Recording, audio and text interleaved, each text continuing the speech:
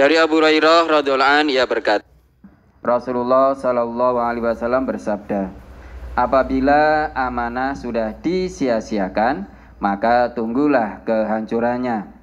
Sahabat bertanya, bagaimana menyia-nyiakan amanah itu ya Rasulullah? Rasulullah Shallallahu alaihi wasallam bersabda, apabila suatu urusan diserahkan kepada orang yang bukan ahlinya, maka tunggulah kehancurannya. Hadis riwayat Bukhari. Yang dimaksud menyia-nyiakan amanah, apakah ada hubungannya bila menyerahkan suatu pekerjaan ataupun suatu urusan bukan kepada bidangnya, Ustaz? Bukan begitu maksudnya. Sekarang misalkan ya, ada orang yang sebetulnya dia tidak menguasai bidang itu. Contohnya begini, misal seorang yang tidak punya latar belakang medis, kemudian dia memberi resep pada orang lain, mungkin menyuntik orang lain dengan cairan-cairan obat-obatan, maka akan hancur, ora dadi mari malah mati. Begitu pula sebaliknya, meski dia dokter, tetapi dia tidak pernah belajar ilmu pertanian, dia ngomong tentang pertanian, ya banyak kelirunya. Dia dokter, dia bisa ngomong pertanian kalau dia sudah memperdalam tentang pertanian. Seseorang yang tidak punya kompetensi, tidak punya kemampuan mengurusi sesuatu, kemudian dia lakukan sogok dan suap. Dengan sogok suap itulah akhirnya dia menduduki jabatan tertentu, padahal itu bukan kompetensinya. Maka itu akan menghancurkan, akan hancur urusan itu. Idza usnidal amru ila ghairi ahlihi fantadirisa.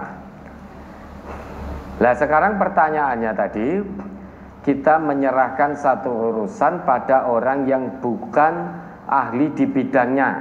Saya tanya contohnya apa? Misal keuangan, kalau yang megang atau diserahkan pada orang yang khianat terhadap keuangan itu, maka tunggu kehancurannya. Posisi tertentu kalau diserahkan pada orang yang bukan ahli ngurusi itu, maka tunggu kehancurannya, amburadul gitu loh. Maka contohnya ini apa kan itu? Pertanyaan tadi contohnya apa? Karena tidak disebutkan contoh, ya kita jelaskan contoh secara umum. Meski dia tidak punya kompetensi, namun dia punya kekayaan sehingga melakukan sogok dan suap, akhirnya menjadi atau menduduki posisi itu padahal bukan kompetensinya, maka tunggu kehancurannya.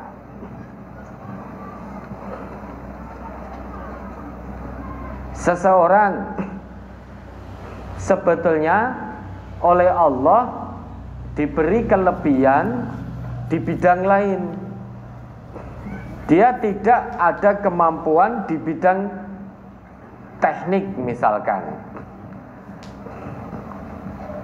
tapi dia ngotot masuk fakultas teknik, padahal oleh Allah kelebihan yang diberikan itu misalkan bidang ekonomi, tetapi dia ngotot di bidang teknik, masuklah dia di situ. Tentu semangat belajarnya tidak akan sama ketika dia belajar di ekonomi. Maka pengetahuan yang ada di teknik itu hanya setengah-setengah. Beda ketika dia di ekonomi, maka akan all out totalitas betul. Apalagi seseorang yang sekolahnya SD,